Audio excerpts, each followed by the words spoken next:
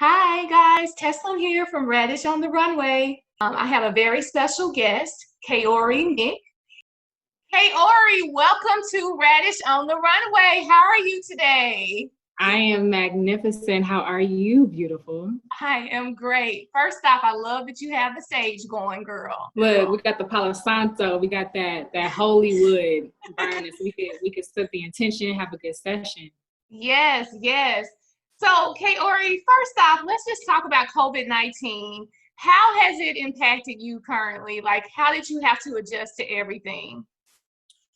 Well, it's really an unfortunate occurrence for sure. Everyone, I think, is really hit, especially financially. Luckily, I'm an amazing saver. So I've been able to get on unemployment like a lot of my other freelance workers and figure it out that way. But work is probably the biggest thing. I've never spent this much time at home, and I'm also like an introvert, so I love being at home. So I've been at home so long that I need to get out of here. Like, now I feel like it's like a low-key prison a little bit. So I'm actually coming home. So I think that, I'll be in Chicago Thursday. So I think that's really important for people to understand. It's like just staying really rooted with your core community and staying uplifted, taking care of your immunity. Those are the things that I've been really just trying to focus on. Absolutely. So of course I've been stalking you on Instagram and Facebook and all of that. And I really like your take on what we're going through right now with the whole racism and violence that we're dealing with. And I love your stance of solutions only. I love that. Can you elaborate on that for us?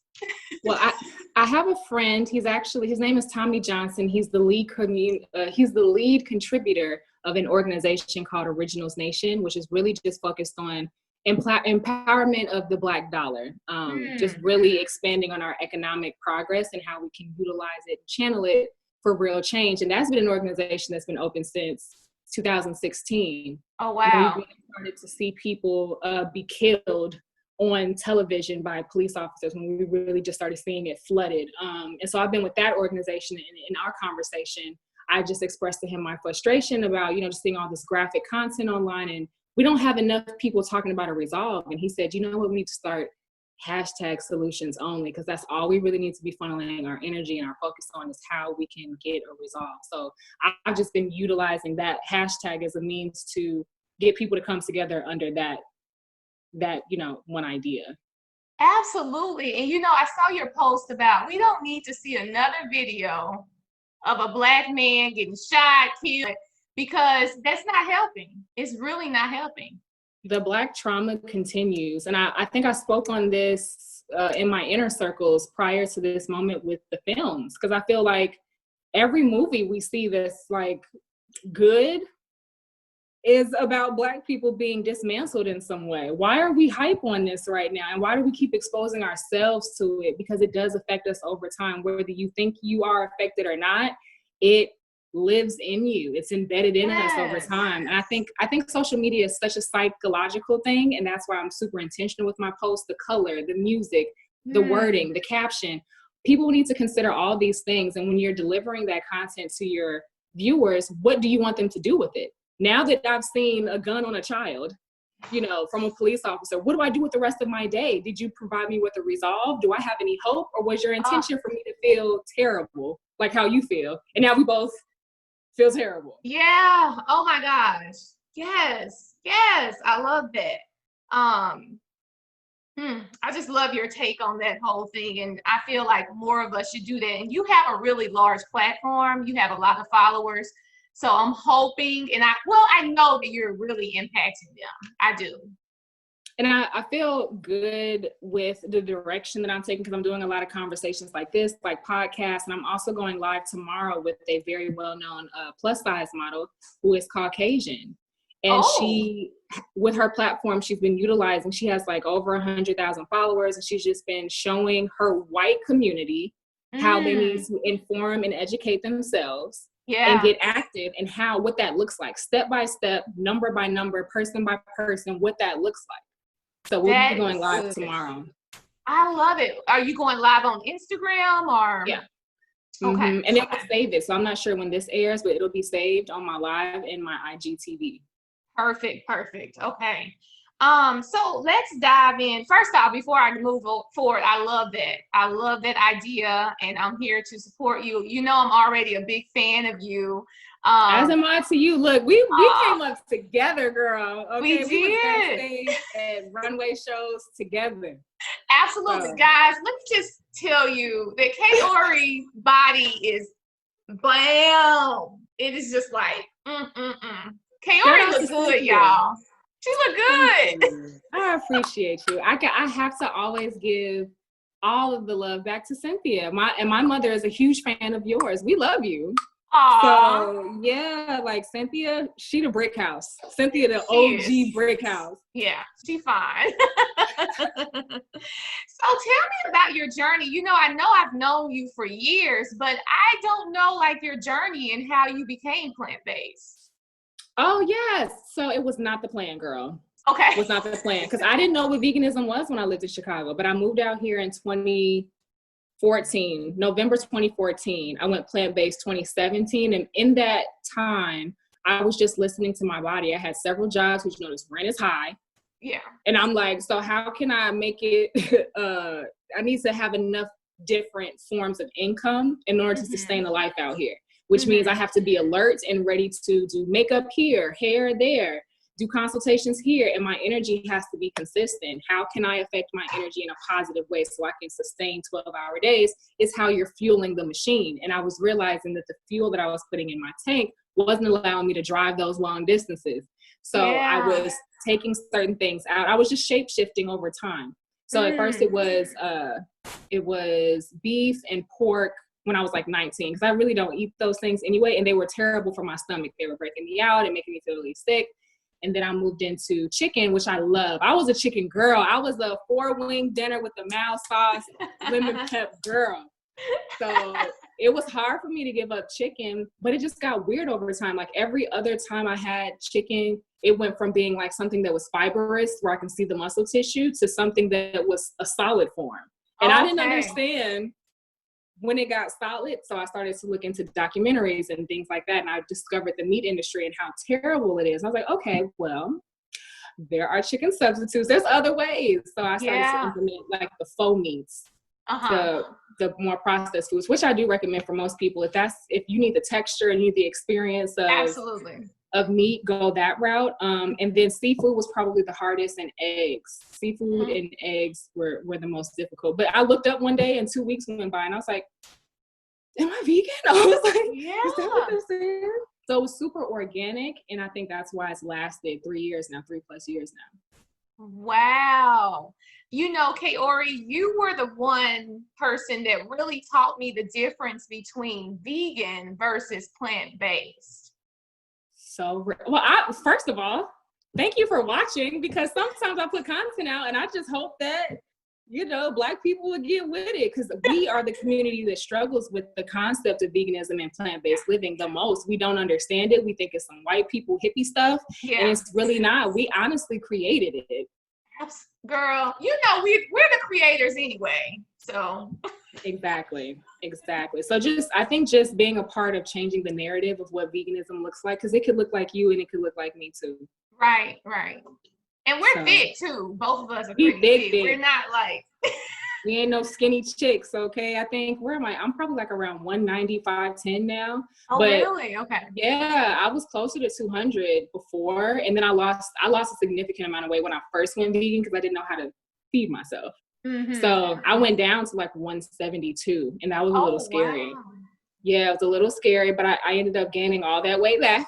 And now I'm at 190, but it's a different 190. This 190 feels good. What other ways have you felt positive attributes coming from being plant-based? Like, besides just the actual like food and losing weight, what other attributes would you say? I would definitely say skin. Getting rid of the dairy cleared up my skin, because I'm super acne prone. All my life I've been like trouble with marks and texture and things like that. So I think that was a big difference. Just the dairy alone was huge on that. And then my menstrual cycle. I'm generally a 3-day long type of girl. I may have one day in the front end, one day on the back to kind of recover, like transition out, transition in. But Okay. 3 days is usually it. And I used to be in a ball on the floor, dying, sweating. Like, just the symptoms were just, I thought I was dying. Yeah. Dying. Me too. But the going plant-based, because you're not pumping your body with all the hormones that are pumped into the animals, I think just really eliminated a lot of that. I mean, I smoke a little weed and I'm usually okay. I may do like 1 or 2 Advils or, ibuprofen, something like that. But that's honestly the only time I take like drugs. Yeah. Like, yeah. So I would say those 2 are probably the biggest highlights. And then my overall mood, I no longer randomly throughout the day, I'm like not sad. Cause that's what it was like. Oh my gosh, Kaori, I was just going to say something about that. I feel like my emotions are more consistent. Like I'm not like up one day and down the next. Absolutely. Yeah, it's crazy because you don't know that that's going to be an outcome until you get over there. Right. You're not looking for that. I'm not looking for like a mood shift. But then when I got over there, I was like, oh, she's different. But I feel like it makes sense because not that I'm a super animal activist, but when our animals are dying, they're in pain, Yeah. And we're eating that pain. Yeah. Yes. Absolutely. So I love that. What are some of your favorite vegan dishes to make? I'm a curry girl. I do curry ramen, curry lentils. I curry anything. Anything you put to me, I could curry it. It's crazy. I like curries. I like chilies.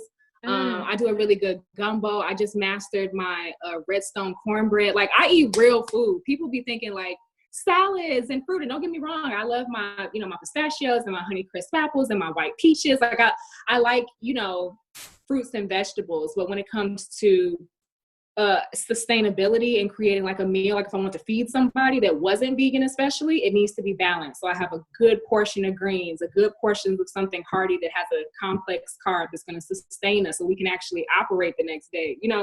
Like I just like sustainable meals. I'm actually working on a cookbook low-key.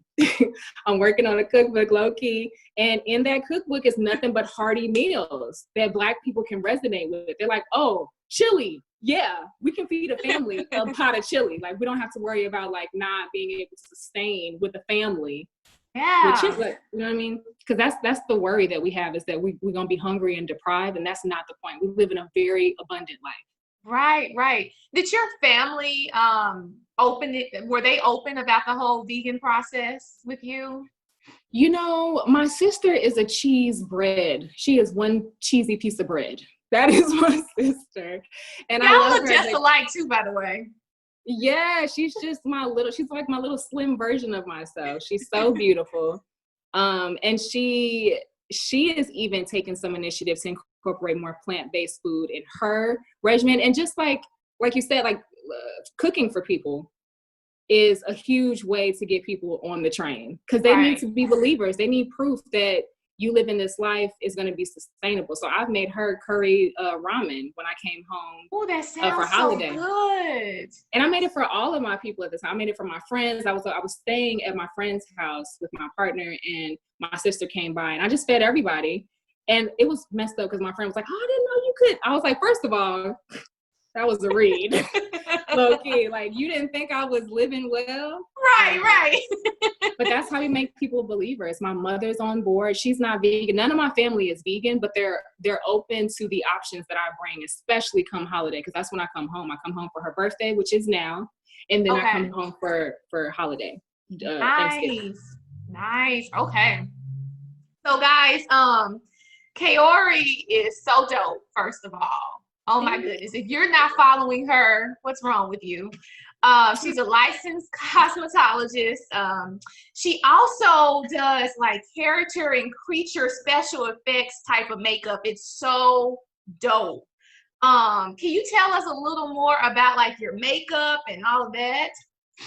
I really enjoy character makeup. I was raised in a house that was very eclectic. So we had a lot of soul music, a lot of Anita Baker and Sade and Maxwell. Like, we had, classics. But my dad listened to like Queens and Aerosmith. And so there was a lot of like alternative music, and it bled into our music, not our music, our movies and the genres, a lot of sci-fi type of, you know, X-Files and alien movies and things like that. I love it. I think being terrified of that as a child. Right. As I started to learn about makeup in all its different sectors, when I found special effects, I connected to it because it was a way for me to be empowered in a space that would usually scare me, you know? So seeing creatures and having nightmares and things like that, when I can be the person creating those things, it took my power back. So I was like, oh, this is cool. Yeah. And for Black people especially, we don't have many of us that are doing well in that industry that are notables. And so I think it's my duty to really put that into an entertainment format so that we can digest it. So I don't do a lot of gore where it's a lot of blood and things like that. But I do light character makeup, like Bond the Leprechaun for St. Patrick's Day. I've done a teddy bear for Valentine's Day. Y'all. You got to go on her Instagram and look at that. It's crazy. The Honey Bunny is probably my favorite because I never play a girl. I always play a guy. It was so cute. She was a sassy thing. Sassy. So cute. Oh my goodness. Guys, please check that out on her Instagram and all of that. Now tell me a little bit about Afro Vegan Beauty. Hey. Love it. So Afro Vegan Beauty is a platform that is basically a resource for all things plant-based living and Black girl magic. It is a space where it's a magazine essentially, but we're kind of transforming it into more of an online resource, really focusing on our product directory. So there you'll find a list of makeup, skincare, and hair care products that are all plant-based, cruelty-free, and Black owned. Nice. That is probably, that's my biggest initiative. And right under that is cosmetic literacy. A lot of us, we are the number one buyers of every fucking thing. I don't mean to curse, I'm sorry. Oh, you're fine. Okay, I didn't know how saucy I could be. So I was like, let me be gentle. But we buy everything, especially when it comes to an industry like the beauty industry. So I just think that we need to capitalize on that by making sure that we're informed. We need to be more conscious consumers, turning the label over, reading all the ingredients, understanding, decoding what it is, because they put it in that science lingo, so we don't know anything. Then we could just buy it because on the front it says natural, when technically only 30% of the product needs to be natural to put the word natural on it. Like, no one can tell me the difference between natural and organic. We don't know. So this is a resource to kind of get some clarity on that. Even like you said, the plant-based versus veganism, people didn't know. Yeah. That's a huge difference though. And I think there's a lot of shaming that happens in the vegan spaces because we're using certain words that are triggering. So if you say vegan and you still have leather shoes or you still use beeswax, lip gloss and things like that, people are looking at you, real vegans that are hardcore 15 plus years, they're looking at you like, hold on, sis. No, you're not. This is a fad for you. And that's not what this is. This is a lifestyle shift that we all need to be making to make real progress. It falls in line with the Black dollar and everything else. If we want sustainability, we have to live it. We have to breathe it. It's a daily practice. Yes. I love you, Kaori. Yes, you are speaking it today. And that just goes back to what you said at the beginning of the conversation when we were talking about how the best way to go against what's going on now with this whole white supremacy is buy Black. We need to buy Black. I'd highly suggest people start moving their money into Black banks as well. Like, we got to move the big dough. We got to move the big dollars, because it's to go out and protest and to make posts and things like that and then turn around and buy from, you know what I'm saying? It's just it's counterproductive because they're still getting your money. Yes. So what difference does it make? That's so true. Oh my goodness. I'm getting goosebumps because you just, yes, absolutely. Also, I just want to brag on you for a second. Not only is she a makeup artist, Kaori is a celebrity makeup artist. Okay, so let's make that straight. I get so weird about that because I feel like there's so many celebrities looking a hot ass mess that sometimes that word don't even be meaning a lot. But I do work on some amazing women. I'm really happy about the women that I work with. I work with Simone Manuel. She's an Olympic swimmer. She won gold in 2016. First Black female to win independent Olympic gold medal in swimming. So being Wow. her hairstylist is like, the crown that I get to work on is amazing because it's proving to people time and time again that we can be in water sports. We can do water things. As Black girls, we don't have to be afraid of water, and we can excel in those spaces. No longer are we outside of the pool because as a Black woman, we're not allowed in the pool, but we're excelling in that pool. Yes. We run in the pool space. I love it. Oh my gosh.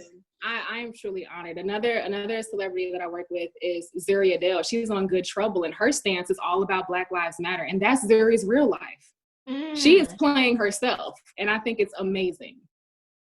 Yes, I love it. I love it. Oh my goodness. So, keeping up with that whole little path there, you were recently on Insecure, which is one of my favorite TV shows. So dope. So tell us, how did that happen?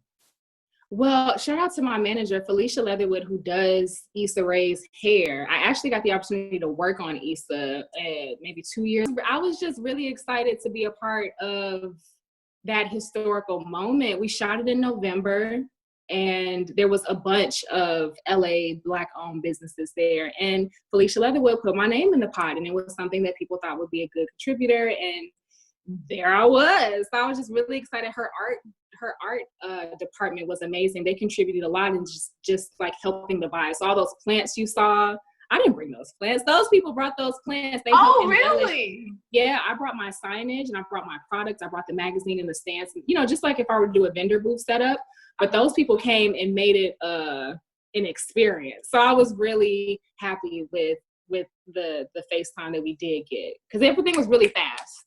Wow. Congratulations on that. Congratulations. Thank you. I'm so proud of you. Like I said, we go back a long time. I know, how long have we been knowing each other? Like 8 years? It had to be a long time. I want to say 2008, 2009, because I started modeling. No, I started modeling in 2009. So maybe 2010 would be, to be safe. So I would say 10 years at least. Absolutely. Remember those dangerous curves ahead days? Yes, I do, honey. Yes. Shout out to Miss Tamika. I'm gonna link with her soon. I'm just really excited because when I moved here and I became vegan, I didn't know anybody else that was vegan that was Black. So I was just like finding my community out here. But to know that you two, when did this happen? Can I ask you that? When did you guys make this? Did you guys align together and do it together, or what? Well, I had been vegetarian for over 10 years. So I haven't had meat in over a decade, basically. And okay. I became completely plant-based about 5 years ago. Okay. So I was like the only one in my friends group that was vegan, well, plant-based rather.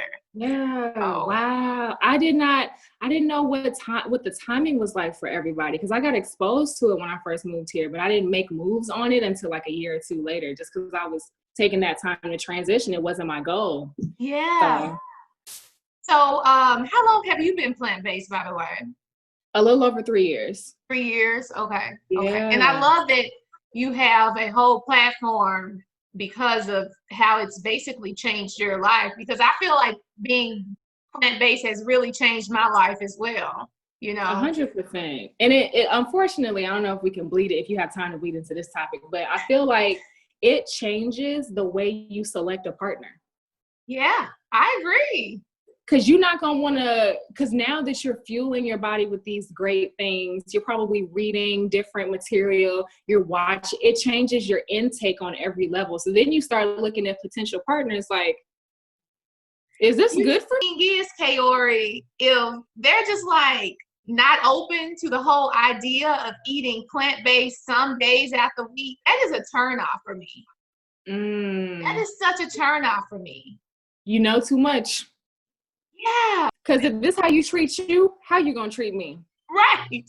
I don't got time for this. No, I think that that's a huge part of shifting our mentality in the world of wellness, is just really reading the back label of everything we ingest and put on our bodies. And that includes the people. Like, okay, where you been? And what are you doing? Yeah. Everything. Their spirit, you know, what they put in their body, what they put on their body, all of that together. It matters. Absolutely. I agree with you. Thank you for bringing that up. Absolutely. 100%. What type of advice would you give someone who wants to become plant-based? I would first and foremost find your why.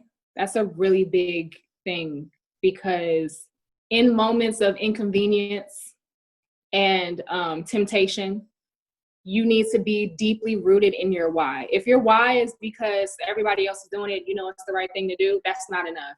Right. You have to find your personal reason as to why this journey is important to you, so that when times get weak and they get rough, you can go back to why you started. Second, I'd probably say be kind to yourself, because you're probably going to end up eating a lot of processed foods, to be honest. You know what I'm saying? There's, because you're trying to fill a void on your plate that you don't know how to replace yet. So educate yourself, but in the process of educating yourself, be kind. You may slip up and eat something that you didn't originally decide to eat. That, don't punish yourself, because this is a learning process. It's very hard, because all our lives we've been taught that stupid ass triangle. Yeah. Okay, so absolutely. you only know how to make meals out of this triangle. So the sooner that you can get yourself educated, the better, but be kind along the way. And then surround yourself with people who are educated, people that can help you. Go to vegan events, buy vegan books, get you some new vegan friends. We are more than willing. We'd be so happy, because we're the queens and kings of research. Yeah. So we will help you. We're willing to help guide you. But just finding community, sticking to your why, educating yourself, that is really important. And don't get so caught up on the name. Yeah. I think the labels stress us out, and then the stress causes you to overeat, and that's the whole point. That's the whole point. So absolutely. Keep the stress down. It's not necessarily about going vegan. It's just about being a more conscious consumer on every level. All right. Yes. You mentioned something, and now I kind of want to rewind a little bit, because you said something, and now I want to touch on it. You mentioned like the pyramid thing, and what's your take on how our government has so much to do with how Black people of color eat, and like how certain neighborhoods have certain restaurants that are in their area, as well as their grocery stores compared to quote unquote white neighborhoods? Can you touch on that? Yeah, I think that it's a huge part of systemic oppression. It's something that's been built in an institution against us over time. It's worked time and time again. In order to combat that, to fight against that, we have to shop local, and we have to shop Black when we can. And also, I don't think that people are all the way understanding that like farmers are still accessible. So if that, you know what I'm saying? And let's start off small. Again, don't beat ourselves up, but let's start off small. Maybe once or twice a week, we take that long drive to whoever's farm that we found on the internet somewhere, and we buy whatever it is that they have, be that vegan or not, and we just know that we're getting our produce from somewhere wholesome. And then there's delivery services too. I think people should really take advantage of some of these delivery services. I know here in LA, we have supermarket, but there's also a farm to fresh to farm. I can't remember what the name is, but they deliver organic produce to your door, and you can customize it. And it's about $30 to $50 a week, which you end up spending at the grocery store buying nothing anyway. Absolutely. So we just have to make it a priority. I think people are just like, ease, what's easy? But now that everyone's sitting at home, you don't got nothing to do. You might as well research different resources for you to get whole foods to your home. Love it, love it, love it. And Kaori, I just really, really want to know, because it's bothering me. Girl, where do you get your protein from? Where do you get your protein from? When I saw that in the notes, I was like, of course. I get my protein. I don't do protein shakes, that's for sure. I do lentils, chickpeas, kale, chia seeds. All those things have protein. I think we just have to start looking at protein a little differently. Whereas, a handful, a chicken breast this big, we know that's 25 grams of protein approximately. Same thing for steak. I don't know about pork because it's lost in my mind somewhere. But we know what protein looks like in that world. We need to know what protein looks like over here. So on my plate, it may be, you know, a half cup of cooked lentils on one part. It may be, you know, 2 handfuls of spinach over here. It may be my smoothie in the morning had chia seeds and some protein powder there. It's sprinkled about. It's not like a chicken breast. It's everywhere throughout the day. So I'm not thinking about, oh my God, did I get, unless I'm trying to build muscle. Right. And most people are trying to lose weight first. We got to focus on one thing at a time. So if your focus is on losing weight, you know, that's the whole caloric intake type situation. But if protein is your thing and you're looking to build muscle, then yes, you should be looking at dairy-free protein powders and ways that you can get down 2-3 cups of lentils a day, you know, but that's mostly men. Right. Men Absolutely. A lot of those things. So we just have to be a little more strategic. Yeah. What we're going to stress out about. Yeah. So you're not protein deficient, rather. No. Okay. Okay. These cakes is stocked. Okay, we good. We good. Don't you hate that question? Like it's like they don't be concerned about your protein. What were you gonna say? I was like, I feel like they do that to irritate me because you don't have nothing else to say. And I did a video actually on my IG stories. You probably saw, but it was things that you should stop saying to vegans. And that is number one. Where do you get your protein? Like, if that's the only thing you got to say as a response to my veganism, you got to go find something else to do. Because what you want me to do is feed you everything that I've learned in the past 3 years. And I'm not going to do that today with you while we eating lunch side by side. Like, you're going to respect me and you're going to use your phone and Google it yourself because I'm not here for that. I love it. Yes. So anything you have upcoming that we can be out looking out for? I am actually working in partnership with Originals Nation, who I told you about earlier. We kind of talked about the solutions only hashtag. We're working on a project called Buy COVID, and you can look it up. It's buycovid.org. And what we're doing is putting together packages for people to do at-home testing to check their status when it comes to COVID. Okay. Also in there, we'll have some information on immunity boosting techniques that you can use at home, like elixirs and meals that you can put together. And then discounts and access to people and places where you can get those organic ingredients that are locally owned and Black owned. So I'm just really excited about that because we've been so under the rug as far as like mood when it comes to, you know, the COVID at least to get people to the am I affected or not level. Like just understanding your status is so key right now because we don't know if we can go anywhere. We don't know if we can go visit grandma. If we can't go visit grandma. It's a whole thing. So we can get in front of it at least with the status. I think that's a huge leap forward to the progress past this. I love it. Go on, girl. You know, from the South. Go on, girl. I know I told my mom I was doing this with you today. She was like, I just love her. She is so country. I was like, you know, she's just a little Southern thing. Let her do her thing.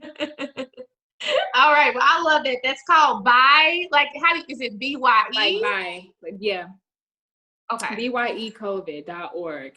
And that'll kind of give you the gist of it. But we plan on starting here in LA and Compton, and then we're going to spread from there. They're already talking about doing some really beautiful partnerships with bigger Black-owned platforms. So I'm really just excited to bring Afro vegan beauty education to that because people need their immunities up. Like, and it always comes back to vegetables. Yeah. Like, you know what's funny? Speaking of that, have you noticed how like non-vegans are like, where's the sea moss? How can I find the sea moss? Now everybody want to try sea moss. That is so true. Shout out to Rashida's Detox Cafe in Dalton, Illinois for she got the sea moss hookup with a Jamaican. Yes. Oh, love it. So you can buy hers in powder form, and she also has the air sealed packages of it raw. If you want to like soak it and do the gel and all of that, she has that version, and she also has a powder version. Okay, nice. I'm going to definitely get with her regarding that. And last thing I guess I can say is, how can we follow you? How can we find you? Yeah, kaorinickstudios.com or at kaorinick, and then afroveganbeauty.com or at afroveganbeauty. So everything is really front-facing, super easy to find. And then from there, the links to everything, all the content is posted. Okay, well, thank you so much for this. Thank This was you. awesome. Again, Kaori, you are so dope. I'm a fan of yours. I love your mom too, by the way. I didn't get that in, but I love your mom. Listen, Cynthia is obsessed. She loves you. She just loves everything that you represent about beautiful, plus size, like rich women. So we love you too. Oh, love it. Thank you so much for being here, hon. Of course. Anytime.